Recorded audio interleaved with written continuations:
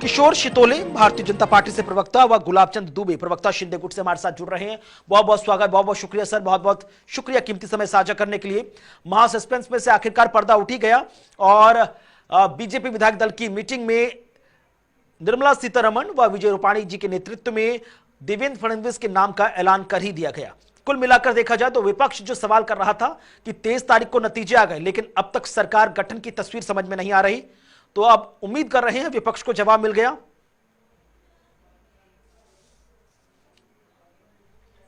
नमस्कार कुणाल जी, मेरा पानी उतरा देख, मेरे किनारे घर मत बसा लेना, मैं समंदर हूं, लौटकर वापस जरूर आऊंगा जी। बहुत चिंता थी विपक्ष को, लेकिन आज आपने देख लिया कि एक है तो सेफ है। इस विचार को लेकर सारे दल ने एक मत से, एक विचार से देवेंद्र जी फडणवीस जो तीसरी बार महाराष्ट्र की मुख्यमंत्री पद की कमान संभालने जा रहे हैं, उनका चयन हुआ। और जो महाराष्ट्र की जनता ने जो जनाधार दिया, जो जनादेश दिया, उसका सम्मान करते हुए कल मुख्यमंत्री की कमान एक सक्षम ऐसे व्यक्तित्व के हाथ में जाएगी और महाराष्ट्र के विकास के जो वचन महायुति ने दिए हुए हैं उसे पूरा करने की तैयारी इस महायुति के सरकार की ओर से बनने जा रही है। मैं तमाम महाराष्ट्र की जनता को कल का निमंत्रण देता हूं।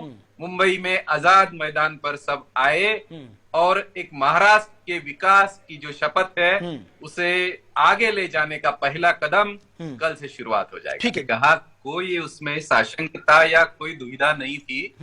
अनिश जी की क्यूरियोसिटी हमें बढ़ानी थी, बस उनको बहुत चिंता थी। महाविकास आघाड़ी बहुत परेशान था, लेकिन आज अनिश जी आज आप जिस महाविकास आघाड़ी के सदस्य हो, जो संवाद हो, 2004 में इनको बहुमत मिला था कांग्रेस राष्ट्रवादी को, तो उन्होंने 15 दिन लगाए थे। 2009 में इन्होंने 14 दिन लगाए, तो आपका रिकॉर्ड तोड़ा हुआ है। आप चिंता ना करें, हम समय के अंदर कल शपथ विधि कर रहे हैं। और सच में महाविकास आघाड़ी ने देवेंद्र जी पर जो आरोप लगाने की कोशिश की, जो उन्हें टारगेट किया गया, कुछ मोर्चे निकाल के उन्हें टारगेट किया गया, तो ये जो जनादेश जो मिला है वो देवेंद्र जी, महायुति, शिंदे सरकार और अजित सरकार को मिला है, जो एक विचार लेके आई है। ठीक है, तो उस विचार को लेके ये कल का शपथ विधि होने जा रहा है। और आपने देखा होगा कि संविधान निर्माता जो हमारे डॉक्टर बाबा साहब अम्बेडकर जी हैं, उनका परिनिर्वाण दिन है 6 को। तो कल हमारे अभी जो मुख्यमंत्री जो कमान संभाले हुए हैं एकनाथ जी शिंदे साहब, उन्होंने जाकर 6 तारीख के कार्यक्रम की पूरी व्यवस्था की, पूरी रचना लगाई।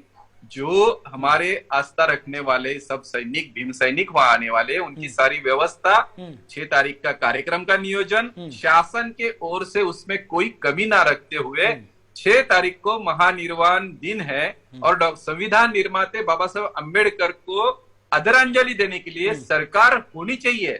संविधान के तौर पर सरकार उस दिन बनी रहनी चाहिए। इसलिए एक दिन पहले सरकार का शपथ विधि होकर 6 तारीख को सही महीने में लेकिन गुलाबचंद जी, बीच में खबरें आई थी कि सुनील तटकरे जी की तरफ से कहा गया था कि भाई इसे लोकशाही कहेंगे। अब किशोर जी जवाब दे दीजिए, लगे देख के मैं इनको शुभकामनाएं देता हूँ।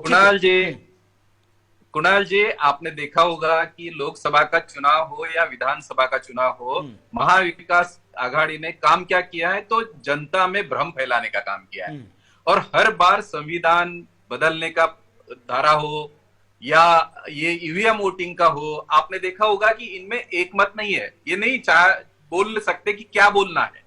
ये अपना जो पराजय हुआ है इसे स्वीकार नहीं कर पा रहे। तो इनकी अगर लाइन ऑफ टॉकिंग भी आपने देखा तो आप देखोगे कि चिदम्बरम जी है, पृथ्वीराज चौहान जी है, इन्होंने सर्टिफाई किया है कि ईवीएम में कुछ फेरफार नहीं किया जा सकता।